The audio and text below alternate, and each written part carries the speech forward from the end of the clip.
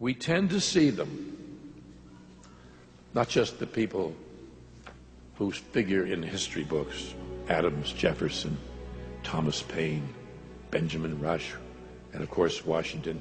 We tend to see them as sort of figures in a costume pageant. It's often the way they're portrayed. And we tend to see them as much older than they were, because we're seeing them in the portraits of Gilbert Stuart and others when they were truly the founding fathers. And furthermore, none of them had had any prior experience in revolutions. They weren't experienced revolutionaries who'd flown in to take part in this biggest of all events. They were winging it. They were improvising. At the time of the revolution, they were all young. It was a young man's, young woman's cause. George Washington took command of the Continental Army in the summer of 1775 at the age of 43. He was the oldest of them. Adams was 40. Jefferson was all of 33 when he wrote the Declaration of Independence. George Washington had never commanded an army in battle before in his life when he took command. And he wasn't chosen by his fellow members of the Continental Congress because he was a great military person. He was chosen because they knew him. They knew the kind of man he was. They knew his character, his integrity. What Washington was, above all, was a leader. He was a man people would follow. And as events would prove, he was a man whom some, a few, would follow through hell. And he would not give up. He would not quit.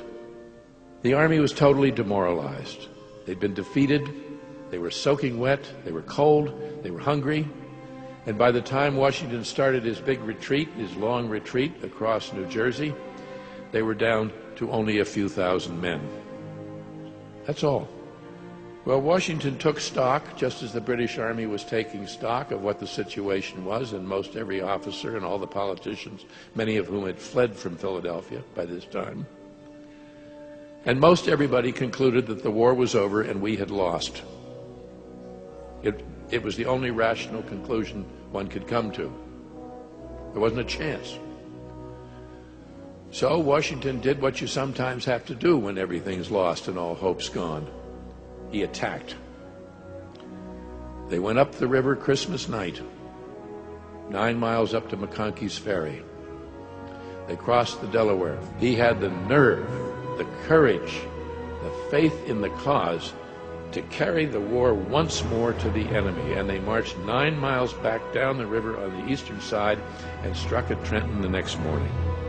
It was a fierce house-to-house, savage battle, small in scale, but very, very severe, and it was all over in about 45 minutes, and we won for the first time.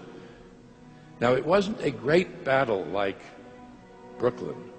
This was a small engagement, but its consequences were enormous, beyond reckoning, because of the psychological effect.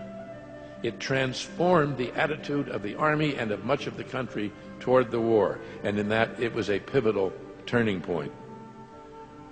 Washington, the political general, had never forgotten that Congress was boss.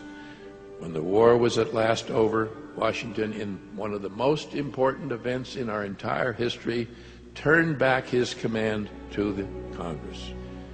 No conquering general had done that before. When George III heard that George Washington might do this, King George III said, if he does that, he will be the greatest man in the world. So what does it tell us? It tells us that the original decision of the Continental Congress was the wise one. They knew the man, they knew his character, and he lived up to his reputation.